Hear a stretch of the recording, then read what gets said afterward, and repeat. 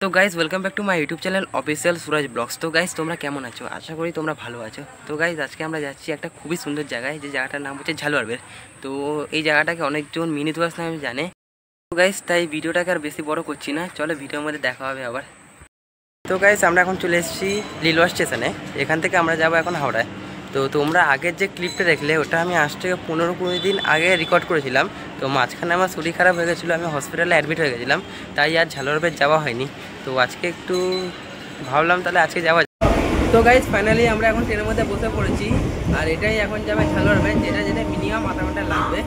তো এই ট্রেনটা অনেকটাই লেট করেছে, কারণ এই ট্রেনটা আসার কথা ছিল 11টায়, আর এসছে এখন 1টার সময়। তো দেখা যাক এটা কটার সময় পৌঁছায়, কেন ডাউনে এখন অনেক কাজ চলছে, তাই ট্রেন অনেকগুলো ক্যান্সেল হয়ে গেছে। তো চলো আগে আগে দেখতে যাবো, ঝালুয়ারবে গিয়ে আবার দেখা হচ্ছে তোমাদের।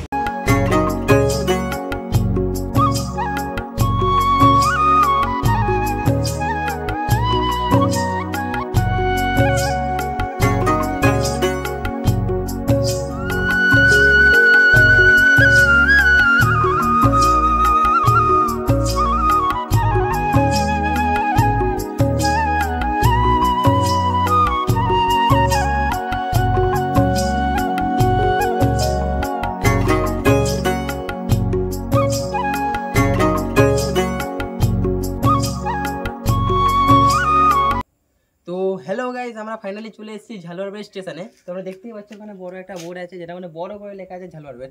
তো সব বড় বড় ইউটিউবাররা নাকি ফেসবুকের মধ্যে লাইক করেছে, ভিডিও ছেড়েছে, নাকি এটা মিনি ডুয়ার্স। দেখতে খুবই সুন্দর জায়গা, তো আমরা চলে এসেছি সেটা দেখার জন্য।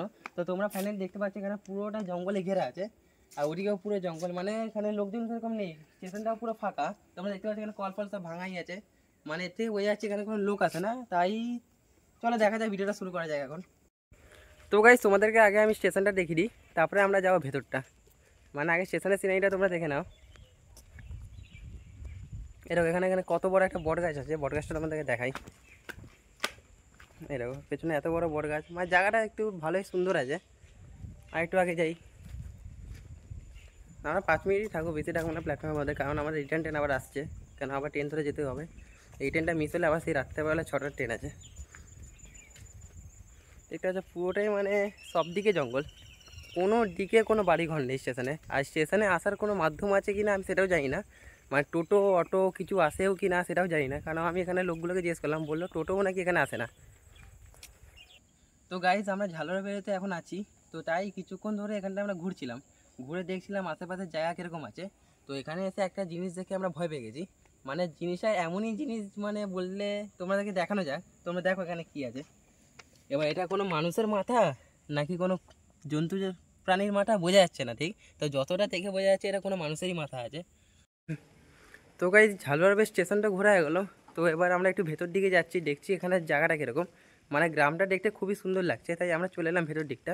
তো তোমরা দেখতে পাচ্ছ এখানে সেরকম গ্রামের মধ্যে কোনো লোকজন নেই, পুরো ফাঁকা। দেখো এদিক ওদিক পুরো মাঠ আছে, মানে ওখানে একটা কি মানে টিকিট কাউন্টারের মতো কিছু একটা আছে, দেখতে পাচ্ছ, তা তোমাদেরকে দেখাচ্ছি আমি।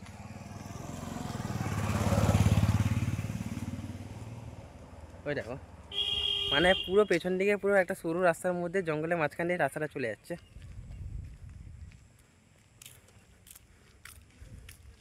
তো সেরকম তো কিছু দেখার মতো এখানে নেই, যেরকম ইউটিউবারটা বলেছিল যে এখানটা অনেক ভালো ভালো মিনি বাসের মতো আছে, তাই আমরা এখানে ঘুরছি। তো গাইজ আমরা এখন চলে এসেছি এই রাস্তাটা তোমরা দেখতেই পাচ্ছ, দুদিকে জঙ্গল, বাঁশবাগান, আর মাঝখান দিয়ে সরু রাস্তা চলে যাচ্ছে, মানে দেখতে খুবই সুন্দর লাগছে এই জায়গাটা। তো গাইজ আজকের ব্লগটা আমি এখানে শেষ করছি। তোমরা যদি ব্লগটা ভালো লেগে থাকে তাহলে লাইক করে দাও, কমেন্ট করে দাও এবং শেয়ার করে দাও। আর এরকমই যদি আরও ব্লগ দেখতে চাও তাহলে আমার চ্যানেলটাকে সাবস্ক্রাইব করে বেল নোটিফিকেশনটা চালু করে দাও। তো